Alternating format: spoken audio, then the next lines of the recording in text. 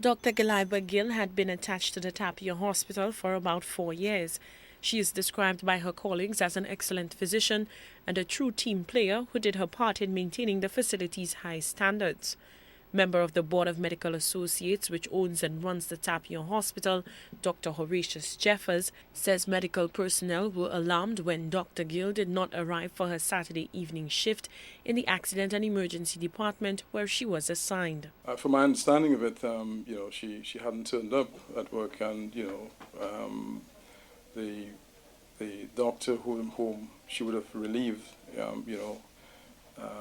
made the necessary contact. So some colleagues and friends went over to see what had happened, and unfortunately, she was, found dead at home. Police say there was no evidence of foul play at Dr. Gill's apartment. Her death is being treated as sudden. A post-mortem will be carried out on Tuesday, March 16th at 12 p.m. According to reports, she was found dead at her house at Casaba about 10 p.m. on Saturday, the 13th of March 2010. Reports indicate that she was supposed to have reported for work. When her colleagues did not hear of her, they telephoned the house, but there was no response. So they proceeded to the house and found her dead. The officers now, we have already scheduled a post-mortem for tomorrow about 12 p.m. Meanwhile, grief counselors are scheduled to assist staff at the Tapion Hospital with the sudden grief associated with Dr. Gill's death. Dr. Jeffers says staff are also planning to remember Dr. Gill in their own special way. And although she is said to have suffered from chronic asthma, Dr. Jeffers says if Dr. Gill suffered from any pre-existing chronic condition, her colleagues were not aware.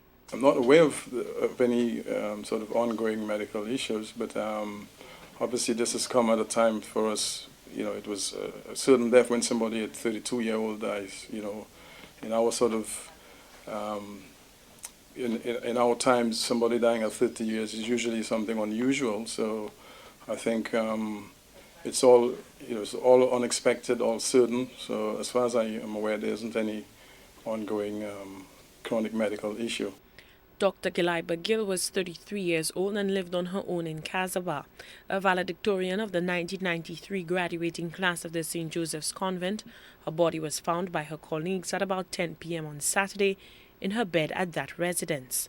Lovely St. Amy, HTS News, Channel 4.